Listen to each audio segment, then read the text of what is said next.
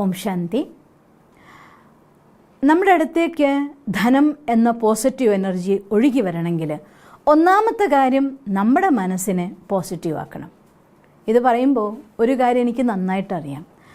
ഒരുപാട് സങ്കടപ്പെടുന്ന സാഹചര്യങ്ങളിലൂടെ കടന്നു പോകുമ്പോൾ ഒരു അസുഖം വന്നിട്ട് പ്രോപ്പറായി മെഡിസിൻ വാങ്ങാനുള്ള പൈസ ഇല്ലാതെ വരുമ്പോൾ, എന്തെങ്കിലും ഒരു ബിൽ പേയ്മെൻറ്റിന് വേണ്ടി വന്നിട്ട് ആരോടെങ്കിലുമൊക്കെ ചോദിക്കേണ്ടി വരുമ്പോൾ, എന്തെങ്കിലും ഒഴിച്ചുകൂടാൻ പറ്റാത്തൊരു കാര്യം വരുന്നു, ആ സന്ദർഭത്തിൽ ആരുടെയെങ്കിലുമൊക്കെ മുന്നിൽ കൈനീട്ടേണ്ടതായി വരുമ്പോൾ, ആർക്കെങ്കിലും കൊടുത്ത പൈസ തിരിച്ചു കൊടുക്കാൻ പറ്റാതെ അവരിൽ നിന്ന് ചീത്ത കേൾക്കേണ്ടി വരുമ്പോൾ, ഇത്തരം സാഹചര്യങ്ങൾ തീർച്ചയായിട്ടും മനസ്സിൻ്റെ ഉള്ളിൽ സങ്കടപ്പെടുമോ എന്ന് ചോദിച്ചാൽ സങ്കടപ്പെട്ടു പോകും.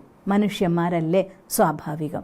പക്ഷെ ഒരു കാര്യം നമ്മൾ റിയലൈസ് ചെയ്യേണ്ടത്, അഥവാ ഞാൻ മനുഷ്യനാണ്, സങ്കടപ്പെടും, സ്വാഭാവികല്ലേ എന്നൊക്കെ പറഞ്ഞുകൊണ്ട് ആ സങ്കടത്തിൽ മുങ്ങി നിൽക്കുകയാണ് എങ്കിൽ, നമ്മൾ പല വീഡിയോയിൽ പറഞ്ഞൊരു കാര്യമുണ്ടല്ലോ, നമ്മളെന്തോ അത് നമ്മളിലേക്ക് ആകർഷിക്കപ്പെടും. ഞാനപ്പോൾ എൻ്റെ ഉള്ളിൽ ഇത്തരം സങ്കടങ്ങളുടെ ഭാരം കൊണ്ട് നടക്കുകയാണെങ്കിൽ ആ ഭാരം കൂടി നമ്മളെ താഴ്ത്തിക്കൊണ്ടു പോകാമെന്നല്ലാതെ ഒരിക്കലും ആ ഭാരം നമ്മളെ ഉയരാൻ അനുവദിക്കേയില്ല. ഭാരമുള്ള പക്ഷിക്ക് ഉയരത്തിൽ പറക്കാൻ പറ്റില്ല എന്ന് പറയും പോലെ, മനസ്സിൽ ഭാരം നിറഞ്ഞാൽ ഉയർന്നതിലും ഉയർന്നവനായ ഭഗവാനുമായിട്ട് കണക്റ്റഡ് ആവാൻ പോലും നമുക്ക് സാധ്യമല്ല. പരാതി പറയാനുള്ള നേരെ ഉണ്ടായിരിക്കുള്ളൂ. പരാതി പറയുമ്പോൾ മാത്രം നമ്മുടെ ഊർജ്ജം നെഗറ്റീവ് എനർജി പ്രൊഡ്യൂസ് ചെയ്യുന്നത് കൊണ്ട് ഈശ്വരൻ നമ്മളെ സഹായിക്കാൻ വിചാരിച്ചാൽ പോലും, തന്നാൽ പോലും നമുക്ക് സ്വീകരിക്കാൻ പറ്റാത്ത രീതിയിലുള്ള സാഹചര്യങ്ങളിലേക്ക് നമ്മൾ കുരുങ്ങിപ്പോവും. അതുകൊണ്ട് ഒന്നാമത്തെ കാര്യം മനസ്സിലാക്കേണ്ടത്, പല വീഡിയോ സിസ്റ്റർ പറഞ്ഞു തന്നിട്ടുണ്ട്, ധനം എന്ന് പറയുന്നത് പോസിറ്റീവ് എനർജിയാണ്. അതൊന്നും ഞാൻ റിപ്പീറ്റ് ചെയ്യുന്നില്ല, ഇതൊക്കെ ഞാൻ നിങ്ങൾക്ക് പറഞ്ഞു തന്നു കഴിഞ്ഞ കാര്യമാണ്. പക്ഷെ ഒരിക്കൽ കൂടെ ഓർമ്മിപ്പിക്കുകയാണ്, സാഹചര്യങ്ങളുടെ കുരുക്കിൽ നമ്മൾ കുരുങ്ങി നിൽക്കുമ്പോൾ, ഒരു കസേരയിലിരിക്കുന്ന ഞാൻ എൻ്റെ ശരീരത്തിൻ്റെ പ്രകൃതം നോക്കിയാൽ കസേരയുടെ ഷേപ്പായിട്ട് എൻ്റെ ബോഡി മാറിയിട്ടുണ്ടോ? ബോഡി പോസ്റ്റർ നോക്കിയാൽ. പക്ഷേ ആ കസേരയിൽ ഞാനങ്ങ് ഒട്ടിപ്പോയാൽ പിന്നെ എനിക്ക് മൂവ് ചെയ്യുക എന്ന് പറയുന്നത് പറ്റാത്തൊരു ഘടകമായിട്ട് മാറും. അതുപോലെ സാഹചര്യം എന്ന ഒരു കസേരയിൽ നമ്മളെങ്ങാനും കുരുങ്ങിപ്പോയാൽ അതിൽ നിന്ന് പുറത്ത് കടക്കാനോ മുന്നോട്ട് പോകാനോ സാധിക്കാത്ത അവസ്ഥ വരും. ഈവൻ നമ്മുടെ മുന്നിൽ അതിൽ നിന്ന് മാറ്റി മറയ്ക്കാനുള്ളൊരു സാഹചര്യമുള്ളൊരു വ്യക്തി വന്നാലും അവരുമായിട്ടൊന്ന് സംസാരിക്കണമെന്നോ അവരോടൊന്ന് ചോദിക്കണമെന്നോ അല്ലെങ്കിൽ അവരോടൊന്ന് സൂചിപ്പിക്കെങ്കിലും ചെയ്യാൻ നമുക്ക് തോന്നുന്നില്ല, മടി തോന്നിപ്പോവും. എന്തിനാ ഞാൻ എല്ലാവരോടും പറയുന്നത്, എന്തിനാ അങ്ങനെ, എന്തിനാ ഇങ്ങനെ, ഒരു 100 ക്വസ്റ്റ്യൻ ചോദിച്ചുകൊണ്ട് നമ്മളെ മൗനമാക്കി കളയും. നമ്മുടെ മുന്നിൽ വരുന്ന ചാൻസുകൾ പോലും നമ്മളെ അനുഗ്രഹിക്കാതെ കടന്നു പോകുന്ന അവസ്ഥ വരും. കാരണം മറ്റൊന്നുമല്ല, എൻ്റെ ഉള്ളിൽ സങ്കടത്തിൻ്റെ ഭാരമാണ്, സങ്കടക്കടലിലാണ് ഞാൻ നിൽക്കുന്നത്. അതുകൊണ്ട് പതിയെ ആദ്യത്തെ സ്റ്റെപ്പ് ചെയ്യേണ്ടത് നമ്മുടെ മനസ്സിനെ സങ്കടത്തിൽ നിന്ന് സ്വതന്ത്രമാക്കുക.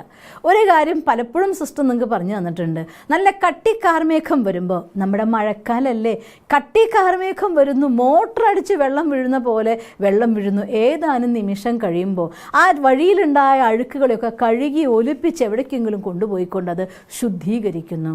സാഹചര്യങ്ങളിലെ മഴ പെയ്യുമ്പോൾ സാരല്ല, ഈ മഴയും ഈ മേഘവും പോകും, ഈ മഴയും ശുദ്ധീകരിക്കും, എനിക്കൊരു നല്ല ഭാവി വരും എന്ന് മാത്രം സ്വയം അവനവനെ ആശ്വസിപ്പിച്ചുകൊണ്ട് ഏതാനും സെക്കൻഡ്സ്, ഒരാൾ ചീത്ത പറയുമ്പോൾ കേട്ടാൽ നിങ്ങൾക്ക് വിഷമം വന്നാൽ ഓക്കെ, ബട്ട് സം സെക്കൻഡ്സ്, ഞാൻ സം മിനിറ്റ്സ് എന്ന് പോലും പറയുന്നില്ല, കുറഞ്ഞ സെക്കൻഡിനുള്ളിൽ നമ്മുടെ ഉള്ളിൽ നിന്ന് പോസിറ്റീവ് തോട്ട് ക്രിയേറ്റ് ചെയ്തുകൊണ്ട് ആ ഒരു നെഗറ്റീവിൻ്റെ കവചത്തെ പൊട്ടിച്ച് പുറത്ത് കിടക്ക്. എന്നിട്ട് സന്തോഷിക്കുക, ഭഗവാനെ എന്നാലും എനിക്ക് മുന്നോട്ട് പോകാനുള്ള സങ്കല്പം നീ തന്നല്ലോ, എനിക്ക് മുന്നോട്ട് പോകാനുള്ളതായിട്ടുള്ള ശരീരം നീ തന്നല്ലോ, ആരോഗ്യം നീ തന്നല്ലോ, ഇനി എനിക്ക് ചാൻസും നീ തരുമല്ലോ. ഇങ്ങനെയൊക്കെ സംസാരിച്ചുകൊണ്ട് നമ്മളെ തന്നെ സമാധാനിപ്പിച്ച് സ്വയം സന്തോഷിക്കാനൊരു വിധം കാണുക. അഥവാ നിങ്ങളെക്കൊണ്ട് ഇതൊന്നും സാധിക്കാത്ത വിധം സങ്കടത്തിൽ കുടുങ്ങിപ്പോയോ, ഇത്തരത്തിൽ നിങ്ങൾക്ക് മോട്ടിവേഷൻ തരുന്നതായിരിക്കുന്ന നല്ല വാക്കുകൾ നിങ്ങളോട് പറഞ്ഞതായിരിക്കുന്ന നല്ല വാക്കുകളെ ഓർമ്മിക്കൂ. എന്നിട്ടും പറ്റുന്നില്ലേ, അത്തരത്തിലൊരു വീഡിയോ എടുത്ത് കണ്ടോ. എത്രയോ വീഡിയോസ് ഈ രീതിയിൽ അപ്ലോഡ് ചെയ്തിട്ടുണ്ട്. ഒരുപാട് നല്ല ആളുകളുടെ പല ക്ലാസ്സുകൾ സിസ്റ്ററും കേൾക്കാറുണ്ട്. ഏതാണോ നിങ്ങൾക്ക് ഏറ്റവും ഇഷ്ടപ്പെടുന്ന ഒരു സാധനം, അങ്ങനത്തെ ഒരു ക്ലാസ് എടുത്ത് കേൾക്ക്. മനസ്സിലെ ചിന്തകളെ ആ നിമിഷം വാഷ് ഔട്ട് ചെയ്യൂ. നമ്മുടെ ഫീലിങ്സിനെ പവർഫുൾ ആക്കണം. ഇത് സങ്കടം എന്ന് പറയുന്നത് ലോ ഫ്രീക്വൻസി ആയിരിക്കുന്ന തോട്ടാണ്, എനർജിയാണ്. സന്തോഷം എന്ന് പറയുന്നത് ഹൈ ഫ്രീക്വൻസി എനർജിയാണ്. ലോ ഫ്രീക്വൻസി എനർജി നമ്മളെ താഴ്ത്തുകയുള്ളൂ, ഹൈ ഫ്രീക്വൻസി എനർജി നമ്മളെ മേലേക്ക് പോകാനായിട്ട് സഹായിക്കുകയുള്ളൂ.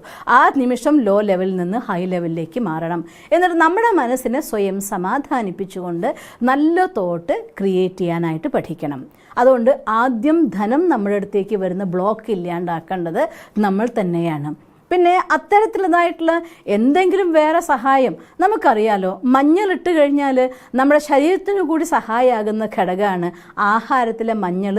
ശരീരത്തിൽ രോഗപ്രതിരോധ ശേഷി കൂട്ടുകയുള്ളൂ. അതുപോലെ തന്നെ ആഹാരത്തിൽ ഉപയോഗിക്കുന്ന പല മസാലകളുണ്ട്. അതെല്ലാം നമ്മളെ എനർജറ്റിക് ആക്കാൻ, ഊർജം തരാൻ വേണ്ടിക്കൊണ്ട്, ശരീരത്തിലെ കീടാണു ഇല്ലാതാക്കാൻ വേണ്ടിക്കൊണ്ട്, ഡൈജഷൻ സിസ്റ്റം നന്നാക്കാൻ വേണ്ടിക്കൊണ്ടൊക്കെ സഹായിക്കുന്ന ഘടകങ്ങളുണ്ട്. അങ്ങനെയുള്ള കുറച്ച് സാധനങ്ങൾ ഉപയോഗിച്ചുകൊണ്ട് നമ്മൾ വീടിൻ്റെ ഉള്ളിൽ ഒരു എനർജി ക്രിയേറ്റ് ചെയ്യുമ്പോൾ അതും പലതരത്തിലും നമ്മളെ സഹായിക്കാറുണ്ട്. അതുകൊണ്ട് എനിക്ക് ആദ്യം നിങ്ങളോടൊക്കെ റിക്വസ്റ്റ് ചെയ്യാനുള്ളത്, നിങ്ങൾ ഡെയിലി ബേസിസിൽ കുറച്ച് സമയം മെഡിറ്റേഷന് വേണ്ടി ഉപയോഗിക്കാമെങ്കിൽ, എല്ലാ ദിവസവും ഭഗവാനുമായി കണക്റ്റഡ് ആയിക്കൊണ്ട് നമ്മളെ കറണ്ടുള്ള ഒരു പേഴ്സൺ ആക്കാമെങ്കിൽ ഒരു സംശയവും വേണ്ട, സാഹചര്യത്തിനെ അതിജീവിക്കാനും അതിൽ നിന്ന് മുന്നോട്ട് പോകാനും നിങ്ങൾക്ക് സാധിക്കും. ഒപ്പം അതിനെ സഹായിക്കുന്ന ഒരു ചെറിയ രീതി കൂടി ഞാൻ നിങ്ങൾക്കൊന്ന് പറഞ്ഞു തരാൻ ആഗ്രഹിക്കുകയാണ്. വൈകുന്നേരം സമയത്ത് നമ്മൾ വിളക്ക് കൊളുത്തുമ്പോൾ നിങ്ങൾ അതിൻ്റെ ഉള്ളിൽ ഒരു ചോന്ന്, ഇതെന്തായാലും 2025 ചൊവ്വയുടെ വർഷമാണെന്ന് പറയുന്നുണ്ടല്ലോ, അതുകൊണ്ട് വിളക്കിൻ്റെ ഉള്ളിൽ പറ്റുമെങ്കിൽ നിങ്ങളുടെ സാമ്പത്തികം നിങ്ങളെ സഹായിക്കുമെങ്കിൽ നെയ്യ് വിളക്ക്, ഇതില്ലാന്നുണ്ടെങ്കിൽ നല്ല എണ്ണയിലെ വിളക്ക്, നെയ്യ് വിളക്കാണ് ഏറ്റവും നല്ലത്. ഇല്ലെങ്കിൽ എണ്ണ വിളക്ക് കൊളുത്തുമ്പോൾ അതിൻ്റെ ഉള്ളിൽ കുറച്ച് മഞ്ഞൾപ്പൊടിയും പിന്നെ ഒരിത്തിരി കറുവപ്പട്ടയുടെ പൊടി, അത് ധനത്തെ ആകർഷിക്കാനുള്ളതായിട്ട് ഒരുപാട് പ്രോപ്പർട്ടിയുള്ള സാധനമാണ് കറുവപ്പട്ട. അതുപോലെ തന്നെ 2 ഗ്രാമ്പു, ഇതൊക്കെ ഇട്ടിട്ട് നിങ്ങളുടെ വീടിൻ്റെ മുന്നിൽ വിളക്ക് കൊളുത്തുമ്പോൾ വിളക്ക് കൊളുത്ത്, പിന്നെ നമ്മൾ സന്ധ്യയ്ക്ക് വീട്ടിൽ പുകയ്ക്കുന്ന സമയത്ത് അതിനുള്ളിൽ കുറച്ച് മഞ്ഞക്കടുക്, നമ്മുടെ നാട്ടിൽ പലതിനും വെള്ളക്കടുക് എന്നൊക്കെ പറയുന്നത് കേൾക്കാറുണ്ട്. ഇനി എവിടെ നിന്നാണ് കിട്ടുക എന്ന് സംശയിക്കേണ്ട. ഈ പച്ചമരുന്നൊക്കെ നമ്മൾ വാങ്ങാൻ കിട്ടുന്ന കടയിൽ, ആയുർവേദ മരുന്ന് കട, അവിടെ നിങ്ങൾക്ക് ചോദിച്ചാൽ ഇത് വാങ്ങാൻ കിട്ടുന്ന സാധനങ്ങൾ ഈ പറയുന്നതെല്ലാം. അതുപോലെ തന്നെ ബേലീഫ്, സർവ്വസുഗന്ധി എന്ന് പറഞ്ഞുകൊണ്ട് ബിരിയാണിയിലൊക്കെ ഇടാൻ വേണ്ടിക്കൊണ്ട് നമ്മൾ വാങ്ങുന്ന ഒരു ഇലയുണ്ട്. അത് കുറച്ച് മഞ്ഞക്കടുക്, ഗ്രാമ്പു ഇതൊക്കെ കൂടിയിട്ട് കർപ്പൂരം ഒരു കത്തിച്ചിട്ട് അതിൻ്റെ ഉള്ളിൽ ഇതൊക്കെ ഇട്ട് കത്തിച്ച് ആ പുക നിങ്ങളുടെ വീടിൻ്റെ ഉള്ളിൽ എല്ലാ സ്ഥലത്തും കാണിക്കുന്നത്, ഇത് നമ്മുടെ മണി ബ്ലോക്ക് റിമൂവ് ചെയ്യാനായിട്ട് സഹായിക്കുന്ന ഒരു ഘടകമാണ്. പക്ഷേ ഇതൊന്നും ഒരു പ്രാവശ്യം കാണിച്ചതുകൊണ്ട് തീരുന്ന കാര്യമല്ല. എത്ര ദിവസം ഇങ്ങനെ പുകയ്ക്കണം എന്ന് വിളക്ക് കൊടുത്തെന്ന് ചോദിക്കരുത്. വിളക്ക് നമ്മളെന്നും കൊടുക്കുന്നതല്ലേ, അതുകൊണ്ട് ദിവസവും അതിനുള്ളിൽ ഇടാൻ വേണ്ടിക്കൊണ്ട് ആകെ 1 മിനിറ്റ് സമയം, 1 സെക്കൻഡ് ശ്രദ്ധ, ഇത്രയും മതിയാവും. ദിവസവും വീട്ടിൽ സന്ധ്യയ്ക്ക് പുകയ്ക്കുന്നത് പോസിറ്റീവ് എനർജി അട്രാക്റ്റ് ചെയ്യാനും രോഗാണുക്കളെ ഇല്ലാതാക്കാനും സഹായിക്കുന്ന ഘടക. ഞാൻ ഓർത്തു പോകും, കൊറോണ സമയത്ത് പുകയ്ക്കാൻ വേണ്ടിക്കൊണ്ടൊരു സാധനം ഗവൺമെൻറ് തന്നെ ഇറക്കിയിരുന്നു. എല്ലാവരുടെ അടുത്തും പുകയ്ക്കാനും പുകയെടുക്കുക ചെയ്യാൻ പറയും. നല്ലതല്ലേ? നമ്മുടെ വീട് എന്നും അണുവിമുക്തമാക്കാൻ വേണ്ടിക്കൊണ്ട് സന്ധ്യയ്ക്ക് പുകയ്ക്കുമ്പോൾ അതിൽ ഈ സാധനങ്ങളൊക്കെ ഇട്ടുകൊണ്ട് പുകയ്ക്കുകയാണെങ്കിൽ ഡെയിലി ബേസിസിൽ ചെയ്താൽ നിങ്ങൾക്ക് എന്ത് ബ്ലോക്ക് ഉണ്ടോ അതൊക്കെ റിമൂവ് ആവും. ഇനി ബ്ലോക്കുകളൊന്നും വരാതിരിക്കുകയും ചെയ്യും. അതുകൊണ്ട് ഇത്തരം കൊച്ചു കൊച്ചു കാര്യങ്ങളാണ്, എന്നാലും ഒന്ന് ശ്രദ്ധിക്കുകയാണെങ്കിൽ നമ്മുടെ എല്ലാ ബ്ലോക്കും ഇല്ലാതാക്കിക്കൊണ്ട് ഫിനാൻഷ്യൽ ഫ്രീഡം അനുഭവിക്കുന്ന ഒരു സ്ഥിതി നിങ്ങൾക്ക് വരും. അങ്ങനെ ഒരു സ്ഥിതി വരട്ടെ എന്ന് ഞാൻ ഈശ്വരനോട് പ്രാർത്ഥിക്കുന്നു. ഓം ശാന്തി.